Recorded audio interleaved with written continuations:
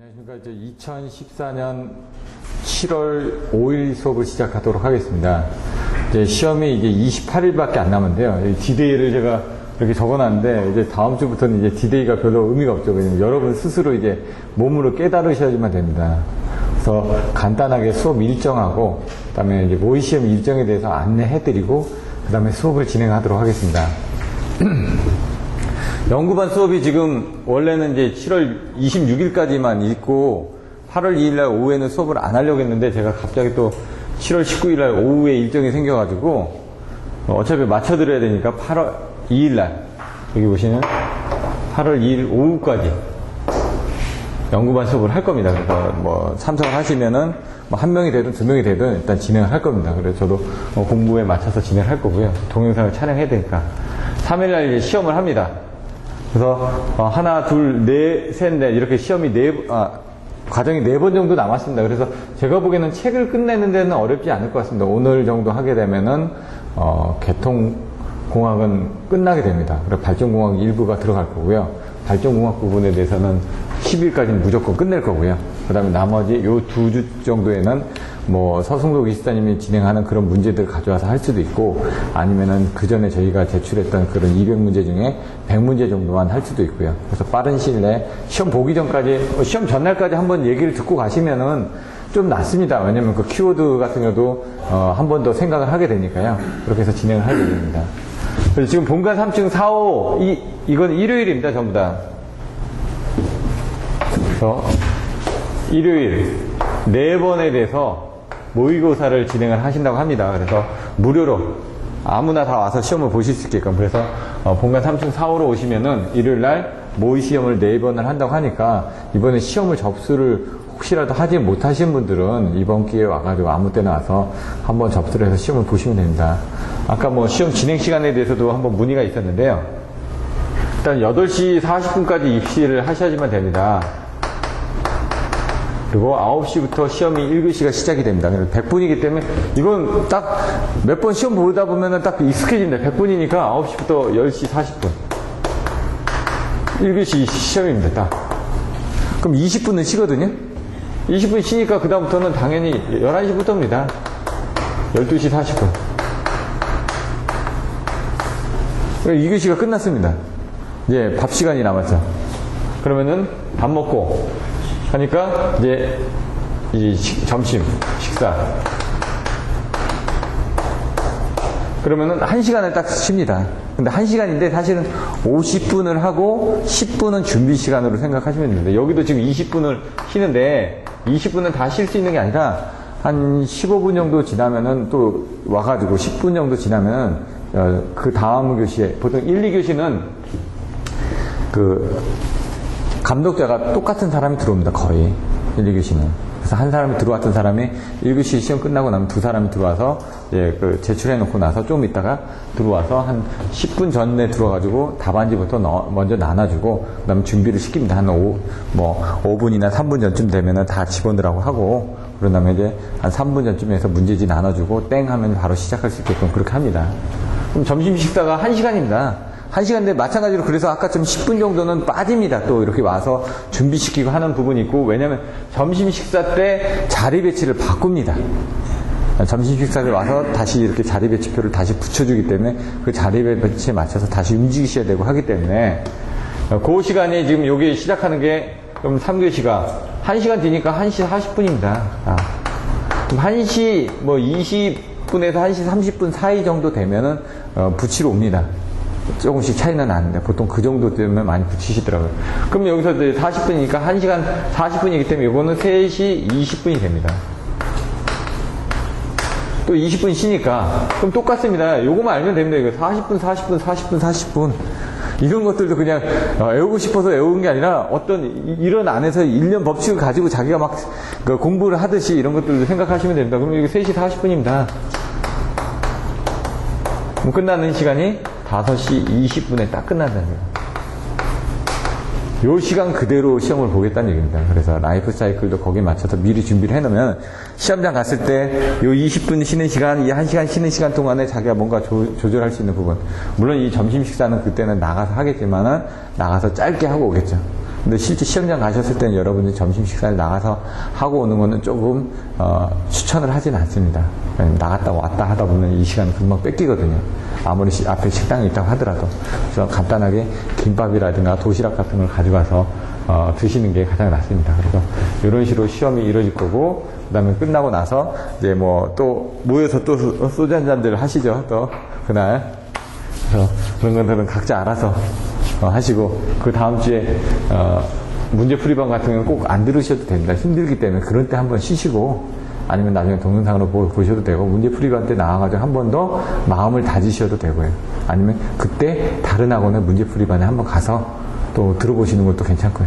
다른 데서는 어떻게 하냐. 대부분 그렇게 얘기를 하거든요. 저 문제풀이 할 때 오지 마세요. 뭐 뻔히 아는데. 차라리 그때 다른 데 가서 좀 청강도 하고 어떻게 돌아가는지 그 다른 강사들은 어떻게 강의를 하는지 보고 그 자료도 좀 갖다 주시고 그 다음에 부족한 부분은 저한테 얘기를 해주세요. 그러면 저 거기에 맞춰서 저도 증진을 하겠습니다. 그래서 비교도 한번 해보시고 다른 학원 강사들이 어떻게 강의를 하는지. 그래서 뭐 가면은 뭐 답안지를 사가지고 오는 경우도 있습니다.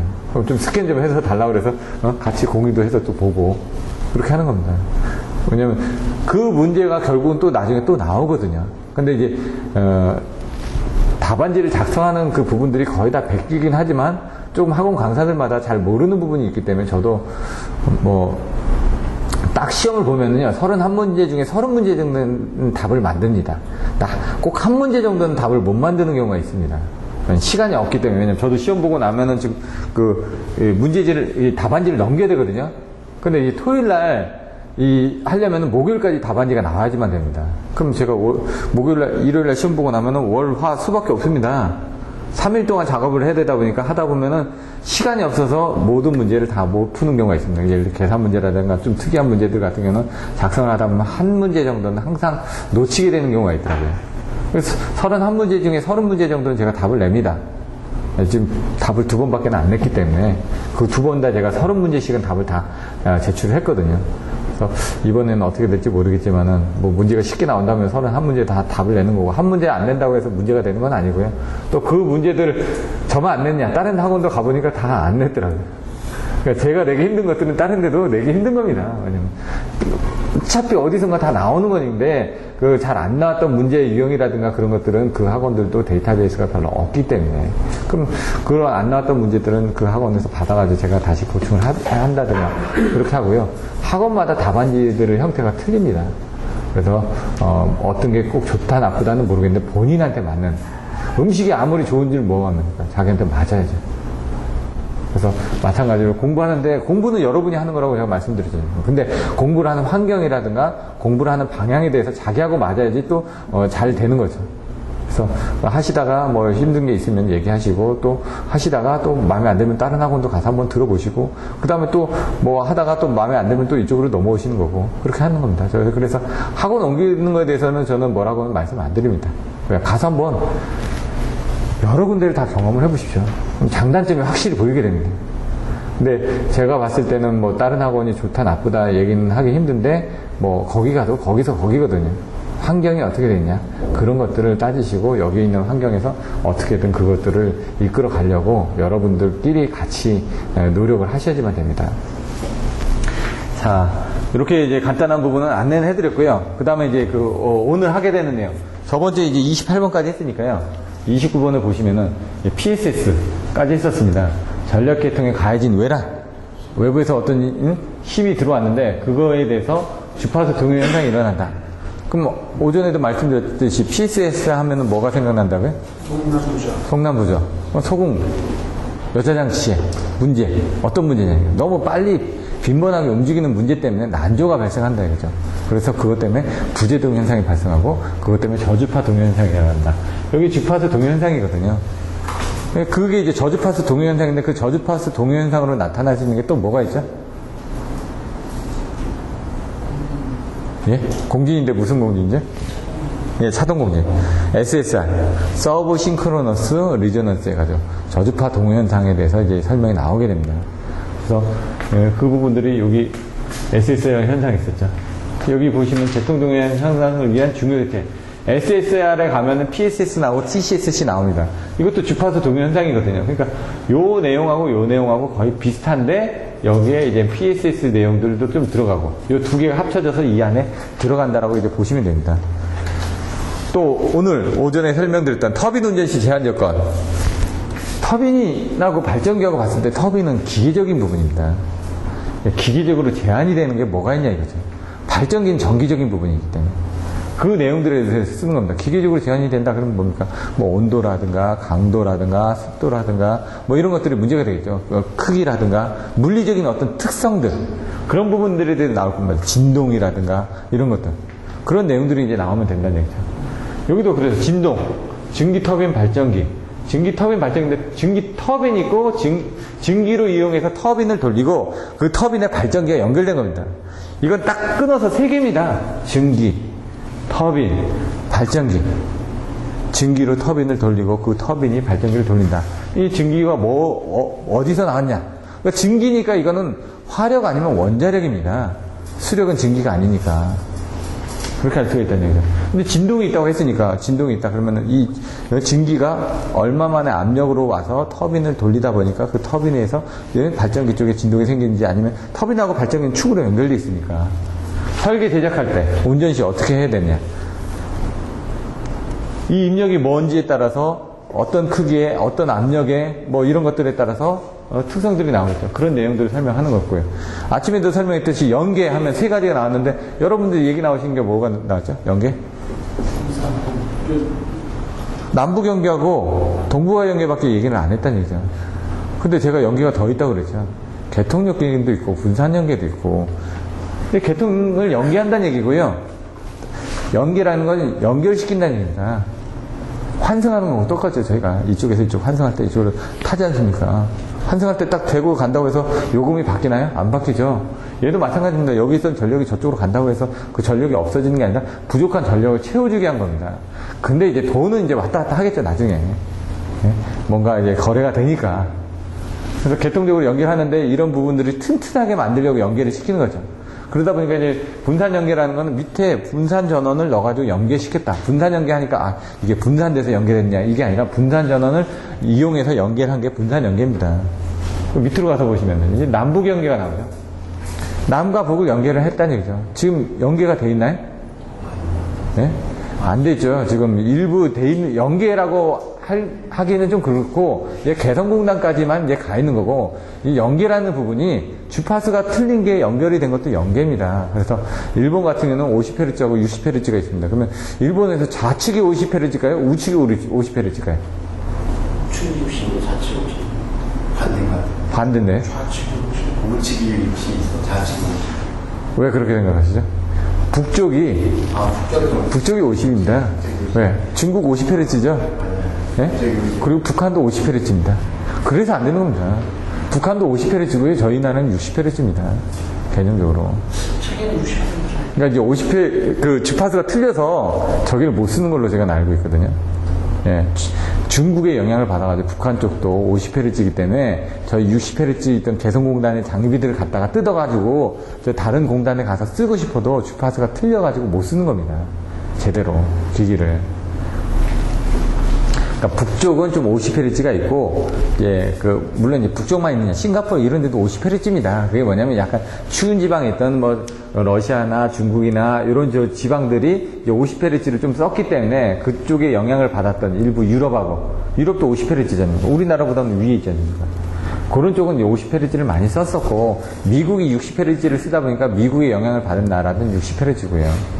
그 일본도 딱 보면은 북쪽 딱 쪼개면은 이렇게 돼 있기 때문에 오른쪽에 북쪽 뭐 저기 무슨 해협이었죠 옛날에 오츠키 해협이었네 그쪽에 있는 북해 쪽 그쪽은 50Hz고요 밑에 왼쪽 뭐 도쿄 기준이라 가지고 왼쪽쯤에 이런 쪽은 60Hz고요 그래서 거기도 50Hz하고 60Hz를 연결하는 거죠. 여기도 남북 연계에서 이런 연계 부분은 아직 진행이 되지고 있지는 않습니다. 개성공단까지는 우리 변전소가 개성공단에 있는 겁니다. 한전 변전소가. 그래서 한전 직원이라든가 다른 직원들이 다 파견 가 있습니다. 그쪽에 운영을 하기 위해서. 단지 땅만 빌려서 쓰고 있는 겁니다. 우리가 땅 빌려서 쓰고 돈 내는 겁니다. 그냥 그쪽에. 싸게 저기를 하고 거기 돈을 어떻게 내냐. 우리가 장비 다 투자하고 거기 뭡니까? 인력비로 제출을 하는 거죠.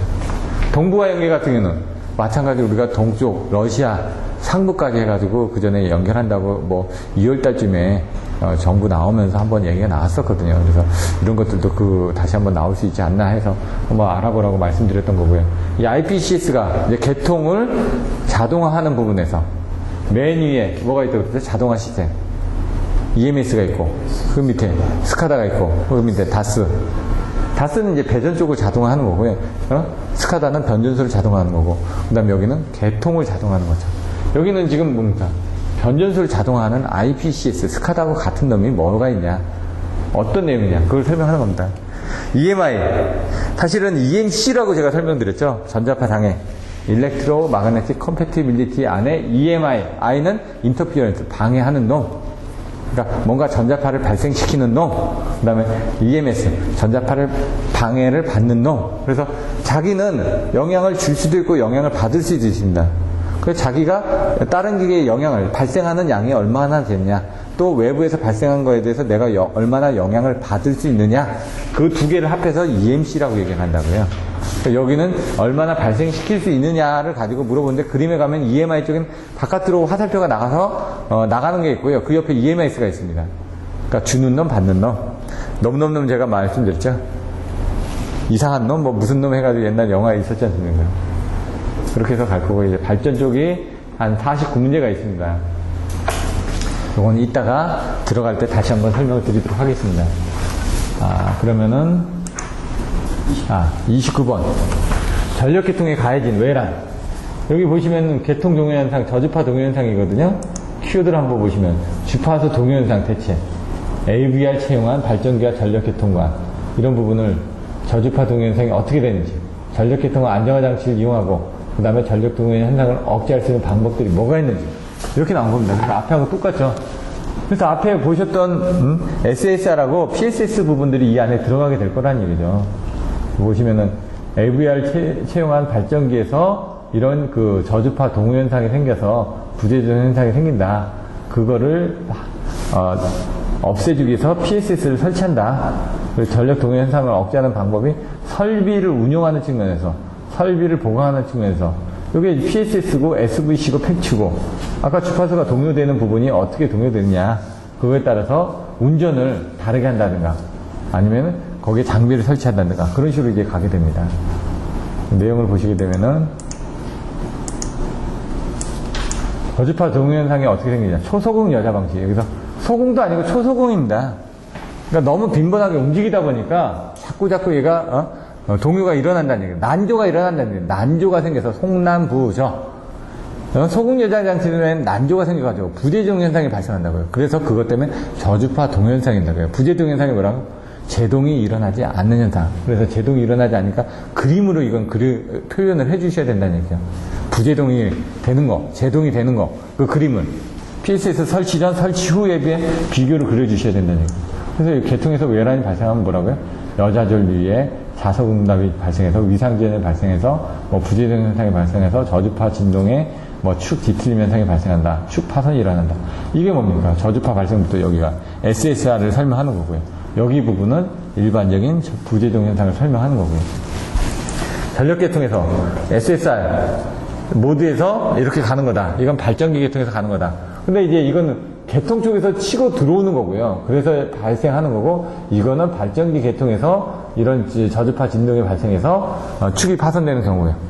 근데 저희는 이제 그전에는 계속 요 개념에서만 그냥 그 SSR을 설명을 했죠. 근데 SSR이 결국 밖에서 치고 들어온다고 얘기를 했기 때문에 계통에서 치고 들어오는 겁니다. 그 힘이 크기 때문에 축이 파손이 되는 거고, 이런 계통 쪽에서 들어왔을 때는 축이 파손되지만 이 발전기 계통의 요런 위상전에서 심할 경우만 파손이 되는 거니까, 이런 발전기 계통에서 들어온 것들은 큰 영향을 미치지 않고, 이런 전력 계통에서 들어온 게 바로 기계적인 에너지가 들어오기 때문에 그때는 축 파손 현상이 심하게 발생할 수 있다는 얘기예요. 여기는 심할 경우라고 됐죠. 여기는 그냥 써놓고, 여기는 심할 경우만 축 파손이 일어나고 그 현상만 조금 이렇게 말다는 얘기죠. 정기적인 현상 때문에 어떤 에너지가 세지가 않다는 얘기죠.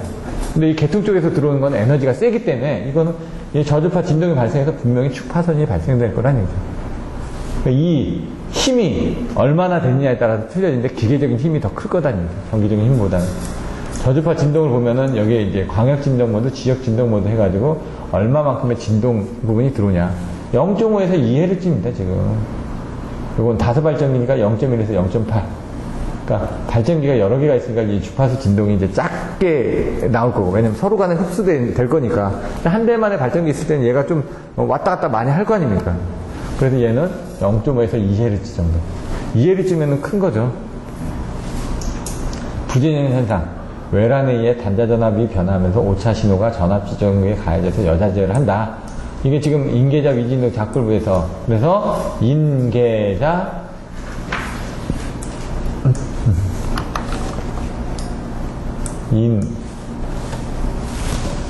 잠깐만요, 이게 지금 실행이 안 되나 본데.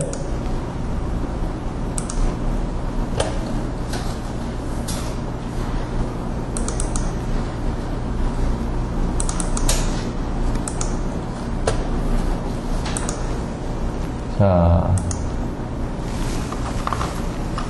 송남부저 인계사 위진동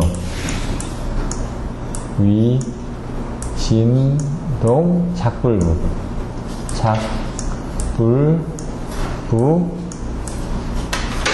이렇게 나왔죠. 인계자 위진동 작불부. 부재중 현상을 설명하는 거죠. 인덕턴스에 계좌전압을 변화시키기 위한 자석의 응답이 지연돼서 위상전이 발생한다. 그래서 그 진동을 억제할 수 있는 동쪽 작용력이 불완전 영역이 존재하게 돼서 진동이 크게 되는 것을 부재중 현상이라다. 이렇게 놓고 그림을 그려야 되는 게 이제 이렇게 놓고 여기서는 이렇게 이런 식으로 이제 그림을 그려지잖아. 여기서는 이렇게 해서 이런 식으로 그림이 커지고, 그건 부재동이 일어나는 거고, PSS 설치 전, 그럼 PSS 설치 후, 또는 반대로 그림 그리셔도 되고요.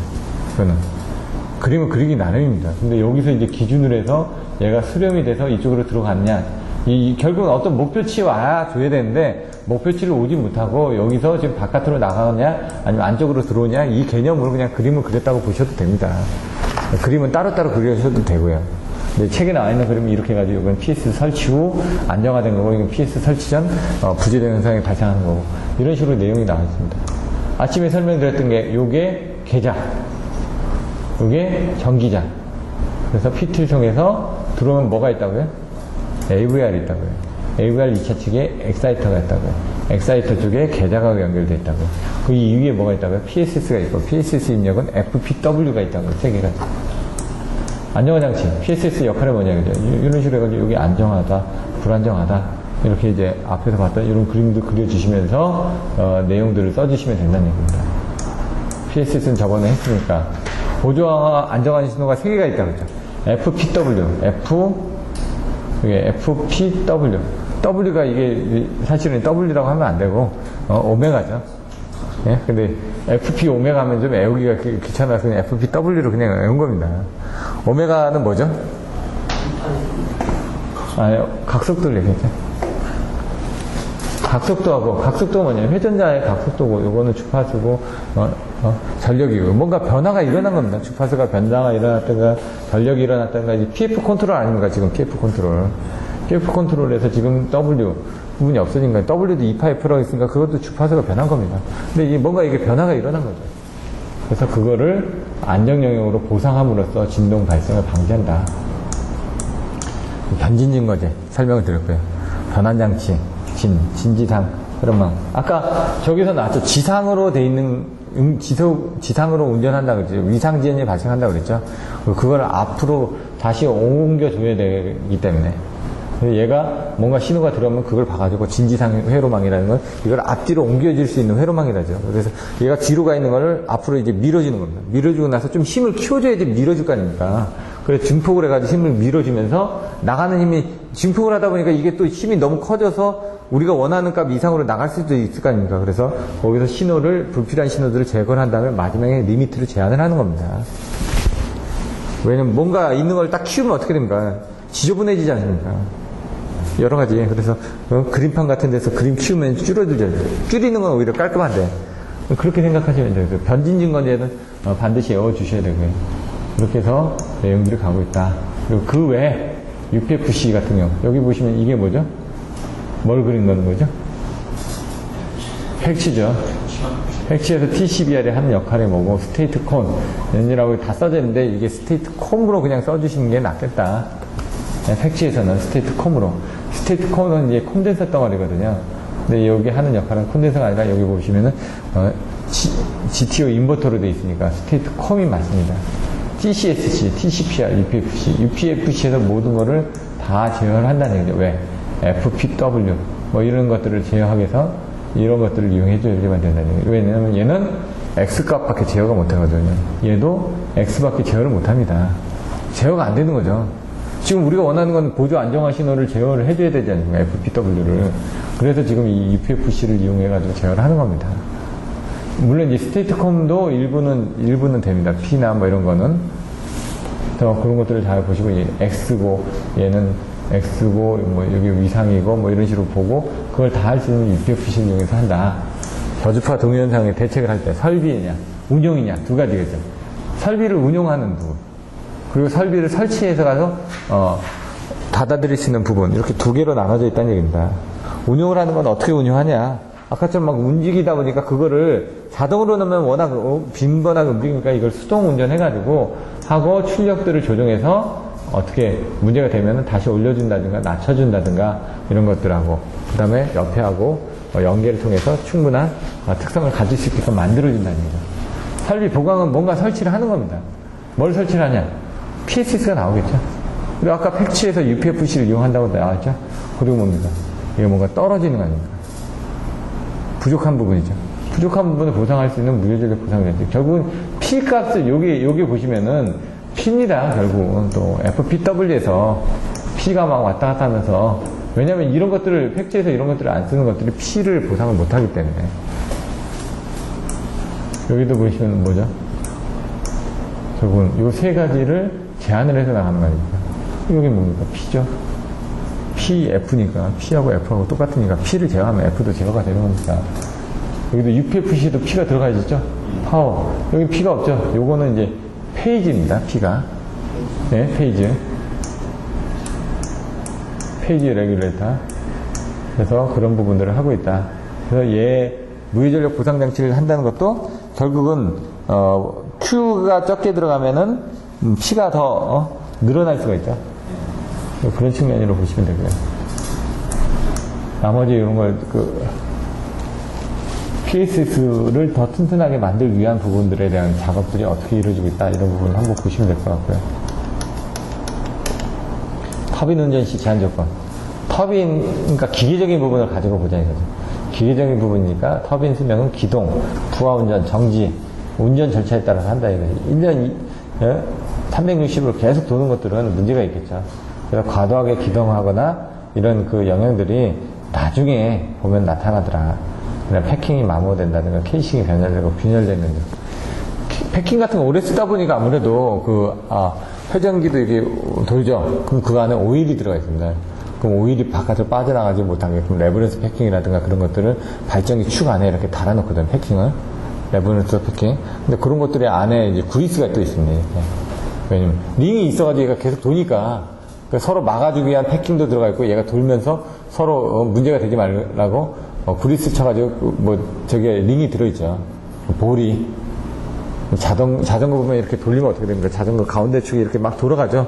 그런 볼 같은 게 발전기 축 양쪽에도 있는 겁니다. 왜냐면 발전기가 돌면서 다른 거하고 접속되지 않고 이게 원활하게 돌아야 되니까 그 안에서 그렇게 잡아주는 부분인데 그쪽에 그리스 같은 게 이제 날아갈 수도 있고요. 그러면 이제 뻑뻑하니까 쇳끼리 부딪히니까 잘 안 되겠죠. 그런 부분에 그리스 칠하고 하는 부분들 바깥으로 나오지 못하게끔 패킹을 해가지고 만들어주고 이게 열을 받다 보면은 아무래도 냉각이 됐다가 가열했다가 하다 보면 얘가 한쪽이 휠 수가 있거든요. 그래서 보시면은 딱 보면 위에 커버만 이렇게 됐죠. 그럼 발전기가 정지됐을 때 이런 그러니까 열 수축에 의해서 뭔가 변형이 되는 걸 방지하기 위해서 설치한 게 뭐죠? 발전기가 운전을 하다가 갑자기 멈춰가지고 냉각이 되고 있습니다. 예? 터닝 기어가 되는 거죠. 그래서 발전기가 멈춰버리죠. 그러면은 얘를 천천히 돌려주는 겁니다. 1분에 뭐 한 5에서 15rpm 정도로. 그럼 천천히 돌면서 천천히 냉각을 시켜주는 겁니다. 천천히 위아래가. 왜? 밑에는 스팀이 들어있기 때문에 여기는 아직 스팀이 있기 때문에 가열이 돼 있고 위에는 뚜껑이 있기 때문에 그 뚜껑이 있는 공기 중하고 맞닿는 부분은 냉각이 되고 있습니다. 그럼 여기는 뜨겁고 여기는 냉각되고 있으니까 온도 차이가 생기죠. 천천히 돌려주면서 냉각이 자연 냉각이 되게끔 맞춰주는 게 바로 터닝기어입니다. 그런 것들이 10점짜리 문제로 나올 수가 있는 거고 열 응력, 아까 얘기한 것처럼 진동, 축 방향 팽창, 로터 편심은 이게 아까처럼 여기 양쪽에 이렇게 서 있다고 그랬죠. 근데 돌 때는 괜찮은데 돌지 않고 서 있을 때는 어떻게 하는 거죠? 한쪽에 무게가 많이 나가거나 하기 때문에 이게 이제 하겠죠. 근데 그게 이제 또 제대로 안 맞으면 돌면서도 계속 그쪽으로 좀 돌려고 할 겁니다. 그러다 보면 얘가 파손이 일어나고 하니까 현신하면 절제치를 감시하는 거다. 뭐 이렇게 나와있고요. 영구 변형, 러빙 손상, 높은 진동 이런 것들. 그래서 최소 4시간 동안 터닝기어 운전을 한다. 천천히 터닝기어를 통해서 천천히 냉각시켜가면서 이렇게 한다는 얘기죠.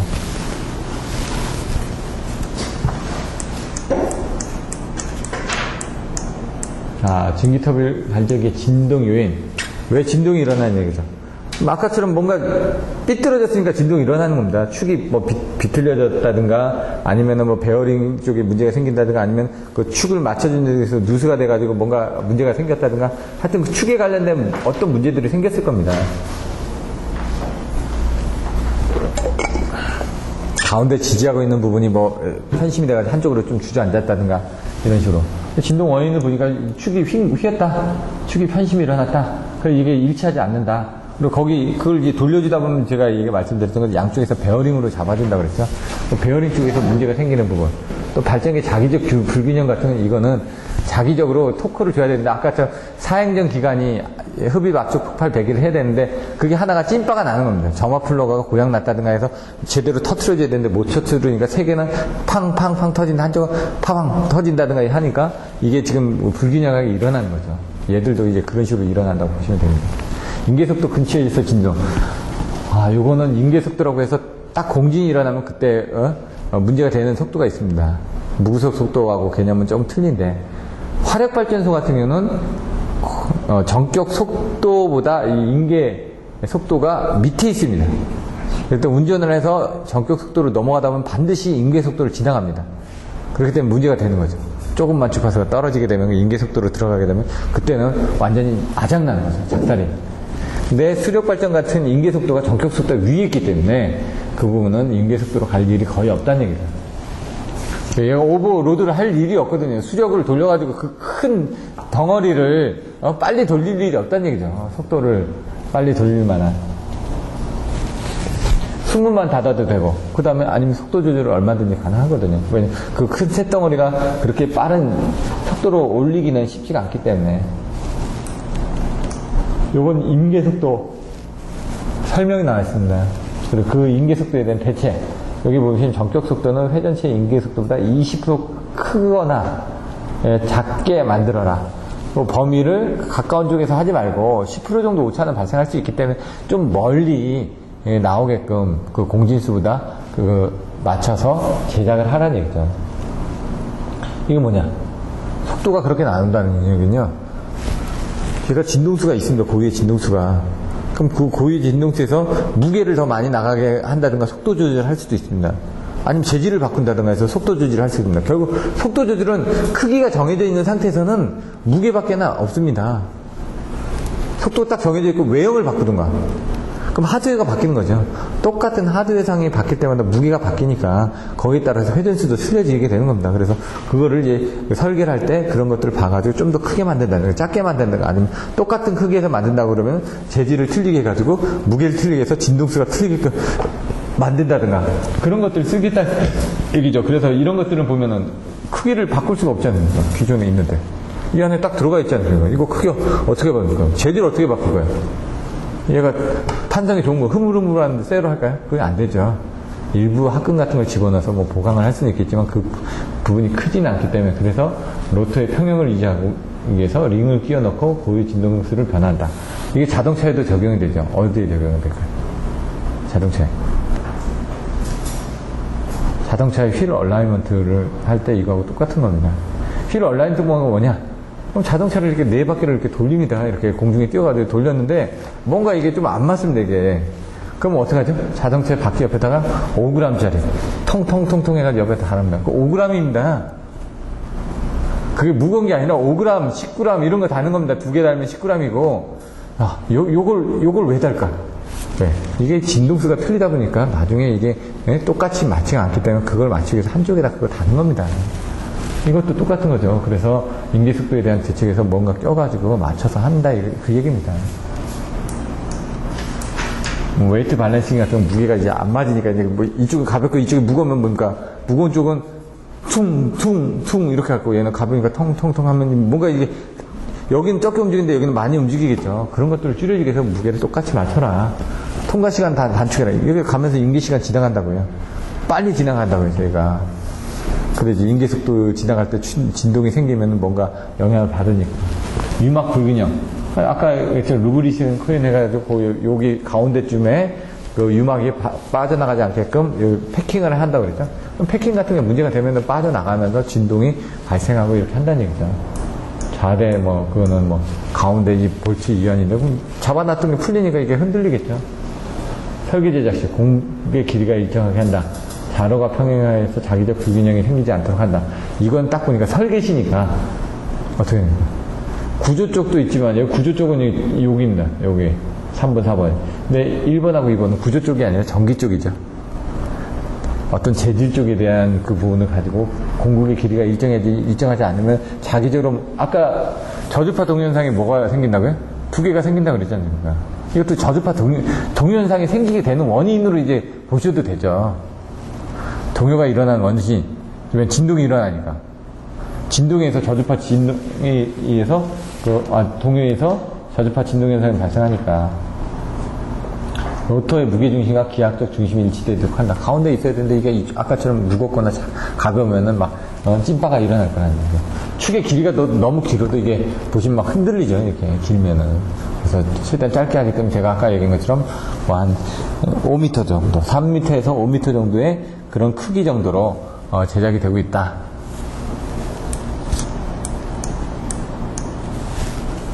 이건 아까 앞에서 얘기했던 거하고 똑같은 거고요. 운전시 고려사항.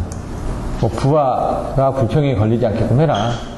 그리고 볼트 조임 상태를 봐라. 급유장치, 오일 함량, 베어링 온도 이런 거 봐라. 여기는 터닝기어를 이용해서 여기는 4에서 7ppm이네. 5에서 저는 15ppm으로 봤는데 다른 거는. 근데 그만큼 이 RPM이 뭘까요? 예, 레볼루션 퍼 미닛입니다. 용어가 틀립니다. 레볼루션입니다. 저도 옛날에 그 로테이션 하는 거다. 1분당 회전수다. 이렇게 했었는데 그게 아니라 레볼루션입니다. 용어. 1분에 7바퀴 돈다는 건 10초에 한 바퀴 돈다는 얘기죠. 10초 한 바퀴 돈다는 게 제가 5에서 15회라고 얘기했던 부분은 10초 한 바퀴 정도 돌면 됩니다. 왜? 이게 자그만 게 아니거든요. 크거든요. 이렇게 10초 한 바퀴 돈다는 것도 이게 땅땅땅땅땅땅 돌아야지 10초가 걸립니다. 그러니까 우리 이 기어 돌듯이 그냥 이렇게 손으로 돌리듯이 이렇게 나중에 터닝기 옆에 이렇게 돌리는 그것도 있습니다. 수동으로 안 됐을 때는 그렇게 돌리면 이제 그 정도 돌리는 게 이렇게 돌아가는 게 1초에 지금 1분당이니까 10초에 한 바퀴니까 뚝딱 뚝딱 뚝딱 뚝딱 뚝딱 이런 식으로 보시면 되겠죠. 근데 이게 좀 축이 작은 경우는 이제 좀 더 천천히 하게 뚝딱 뚝딱 뚝딱 뚝딱 이런 식으로 10초 간격으로 보시면 얘가 빠르지는 않다는 걸 아실 겁니다. 천천히 돌아가면서 냉각을 시켜드리고 왜? 균일하게 냉각을 시켜드리니까. 발란싱 설치한다. 이런 것들 내용들 나머지는 읽어보시면 될 것 같고요. 저도 나머지 설명 안 드리는 거는 그렇게 중요하지 않고 그걸 꼭 알아야 될 점은 아닌 것 같아서요. 개통 연계 시스템끼리 연계하는 겁니다. 시스템하고 시스템 연계해준다. 볼까요? 개통 연계 적정하게 연계하는데 사고 파급 연계 운영 공급 예비력 그리고 단점 정전 시스템 측면의 연계 개통 운영 방식 어떻게 하냐, 집중 방식, 분산 방식, 내용들이 나와 있고요. 특수 연계 장치, 연기를 하는 거니까 어떻게 연기를 하겠냐. 연기를 하게 되면 아까처럼 뭔가 왔다 갔다 하다 보니까 사고 부분도 들어가게 되면 큰 문제가 됩니다.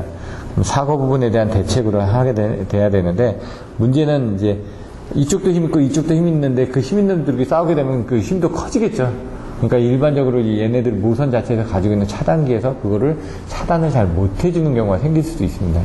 그러니까 클립이라고 해야죠. 커렌트 리미티드인 퓨즈가, 제가 정확하게 용어는 생각했는데 퓨즈가 달려있습니다. 그 퓨즈가 그 양쪽에서 사고 났을 때 고장전류 제한 장치로서 퓨즈를 달아두게 됩니다. 그런 내용들도 좀 나와 있고요. 개통 연계는 보시면 시스템과 시스템의 연계입니다. 적정 연계가 또 나와 있죠. 나와 있으면 연계 개통의 장단점, 장점은 튼튼해지죠. 다 튼튼해지는 겁니다. 안정도가 향상되고 공급 신뢰도가 향상되고 성전율을 높일 수가 있고, 그 다음에 설비 이용률이 향상되고, 이런 것들은 공은 설계, 공급 예비력 절감, 운전 향상, 여기 나와있죠. 공은 설비 이용률 향상, 개통의 뭐 과도 안정도 증진이라든가 뭐 이렇게 나와있죠. 공급 신뢰도 향상, 공급 예비력 절감, 이렇게 공은 설계에서 여러 가지 내용을 쓰실 수가 있죠. 이게 결국 자동입니다. 자동화가 되는 부분이 연계가 됐다는 거 하나가 더 늘어났으니까 그만큼 더 튼튼해졌다는 얘기고요. 단점은 한번 무너지면 문제가 된다는 얘기고요. 그리고 조류 조정이 어렵다, 이런 내용도 나올 거예요. 시스템 측면에서는, 시스템 측면이기 때문에 어떻게 관리를 하느냐죠. 집중적으로 관리하냐, 분산적으로 관리하냐, 전체를 다 가지고 관리할 것이냐. 전체를 다 보면 좋죠. 근데 문제는 대상이 많다 보니까 제대로 대화가 안 될 수가 있다는 얘기죠. 분산 방식, 그때는 조금씩 쪼개서 하기 때문에 업그레이드도 빠르고 합니다. 이거 하면서 다른 거 업그레이드 따로 시키면 되니까. 다른 거는 뭐 한 개 프로젝트를 다 관장하다 보니까 그게 안 될 수도 있는데, 장단점들은 있습니다. 그래서 각각 독립적으로 경영할 수 있도록 만든 다음에 협조 체계를 구해서 하게 되면은 뭔가 될 것이다, 이렇게 만들어 놓은 겁니다. 그리고 RS 퍼센티지 오브 리포트는 분산 방식이 이점이죠. 분산 방식을 쓰는 게 DCS급으로 보시면 되죠. DCS. 그래서 여러 가지의 그 서버를 갖다 놓고, 근데 이제 문제는 서버는 이제 하나의 개념 정도로 생각하시면 되는데요. 여기서 보시는 거 내용들은 조금 이따 풀어가지고 한번 보도록 하겠습니다. 성전 손실, 뭐 이런 내용들 나올 때, 기술적인 부분을 고려할 때, 여기는 자동 주파수 저하 시 해결 방향은 주파수 제어를 개선하는 방법. 아까 부조작용 그 내용에 여기 분명히 그림이 들어있을 거라는 얘기죠.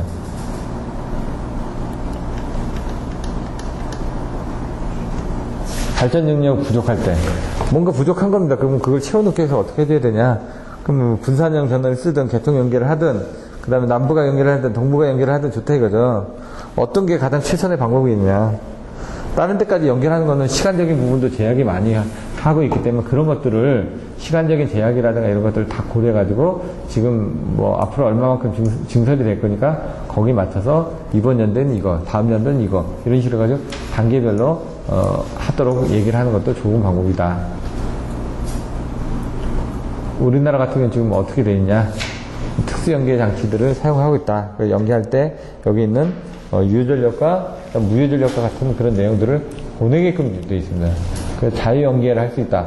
뭐 저희가 얘기 듣기로는 반프가 이것저것 다 한다고 되어 있더라고요. 나중에 보고 얘기를 하시면 될 것 같고요. 한류 기능. 아까처럼 사고가 났을 때 사고 전류를 끊어주는 기능. 클립이라고 얘기했는데, 커렌트 리미티드 인 프로텍트 퓨즈인가? 제가 정확하게 원어가 생각이 안 나가지고. 어떤 그런 정도의 내용일 겁니다. 향후 방향. 고속도, 고신뢰성, 다양성. 이걸 가지고 뭐 설명해라. 아마 그런 내용을 쓴 걸 겁니다. 이번에 거기에 대해서 설명을 따라오거나 그렇지는 않았는데, 얘기상으로 또 뭐 꺼내는 게 아마 뭐 보고서를 자출해달라, 이거 없어도 되지 않느냐 했더니 안 된다고 얘기를 하더라고요. 그래서 그런 것들은 나중에 한번 보고 그 상황에 맞게끔 법대로 맞춰서 진행을 하시면 될 것 같습니다.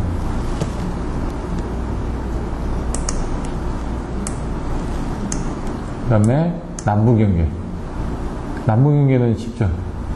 북한과하고 남한과 연결하는 거니까. 아까 그거는 북한과하고 남한과의 관계이긴 하지만 거기에 이제 중국이라든가 그런 데 입김을 많이 받았죠. 지금도 많이 얘기를 하고 있는 거고. 백투백이라는 게 지금 진행되고 있는데 저희가 그 뒷면끼리 마주 붙여가지고 판넬들을 만들어가지고 스페이스 공간을 더 조정하는 그런 부분을 진행할 겁니다. 남북인계, 동북아인계 이렇게 내용도 나올 거예요. 그러면 살펴보시면은 분산연계, 분산형 전원을 연계하는 겁니다. 지금 분산형 전원이 뭐냐?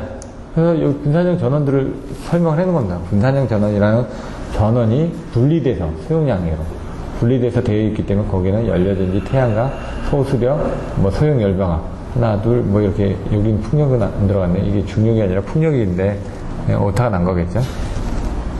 그런 것도 이용해서 한 겁니다. 장단점. 전원 입지를 아무 데나 써도 됩니다. 이런 데는,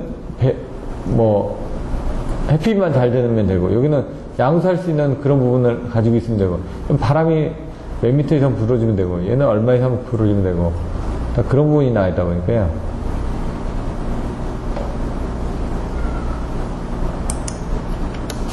그리고 나머지 내용은 한번 보시면 될 것 같고요. 기술적 측면에서 전압변동과 보혈주에 대해서 설명해라. 요거는 배전툴로 재설계한다. 전압변동은 케이스 바이 케이스이기 때문에 그런 것들은 한번 보셔야 될 것 같습니다.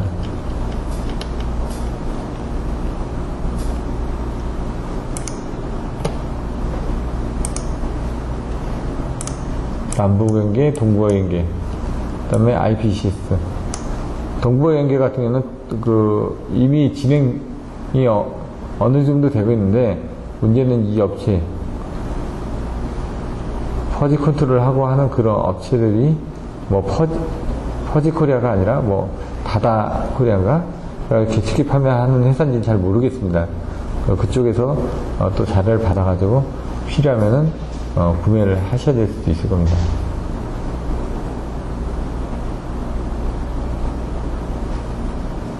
그리고 IPCS로 가면은 이제 보일러, 터빈, 발전기 이런 것들이 틀려지니까 그 각각에 틀려져서 어떤 형태로 가고 있는지 내용을 보시면 될 것 같고요.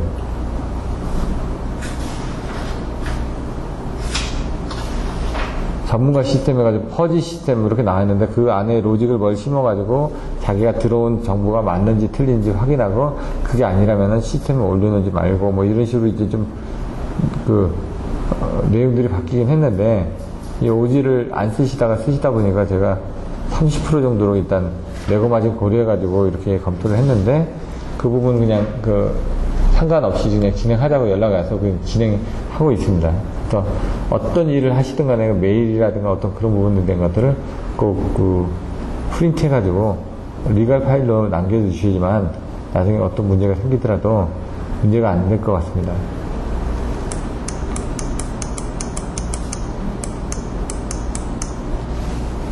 그러면은 개통연결의 문제점. 전보고닥 단상 엮지만 않으면 됩니다. 전보를 보내니까 고독해서 한 상을 차려놓고 술을 거꾸로 마셨다. 그 얘기입니다.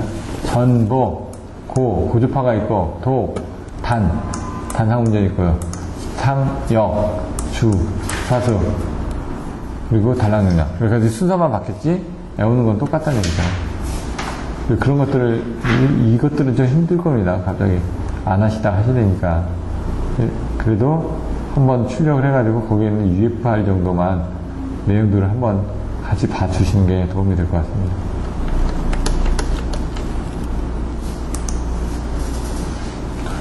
그 다음에,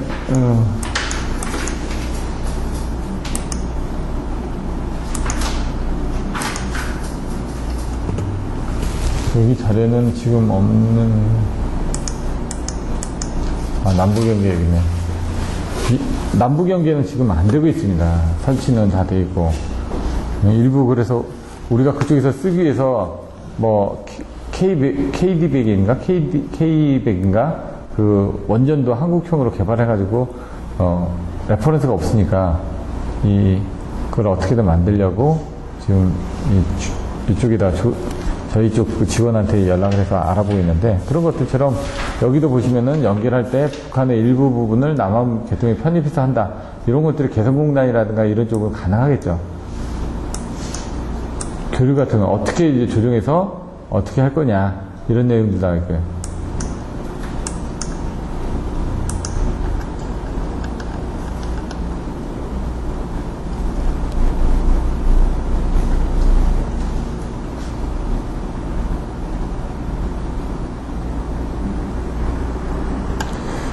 그럼 백투백 설비, 직류연계.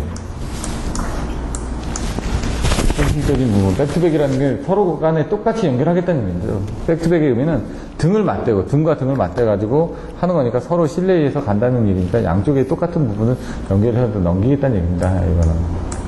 근데 백투백이라는 게 결국 뭐냐면 판넬을 하는데, 판넬이 이렇게 앞이 있고 좀 공간 놔두고 뒤에가 있어야 될 거 아닙니까? 그럼 판넬 앞이 있고 여기 뒤가 있으면 앞에 있고 뒤가 있어야 되는데, 그게 아니라 앞뒤 뒤 앞이 되는 겁니다. 뒤하고 뒤가 부딪히면서 어떻게 됩니까? 그 공간을 없애버리고 그 사이에서 이중 부스처럼 해가지고 부스 하나 와서 A, B가 양쪽으로 나눠지게끔 해주는 거, 이런 것들이 백투백의 의미가 되는 겁니다. 연계 시 어떤 문제점들이 있는지 한번 보시면 될 것 같고요. 동북아 연계. 잠깐 쉬었다 하시죠. 예. 잠깐 쉬었다 하시죠.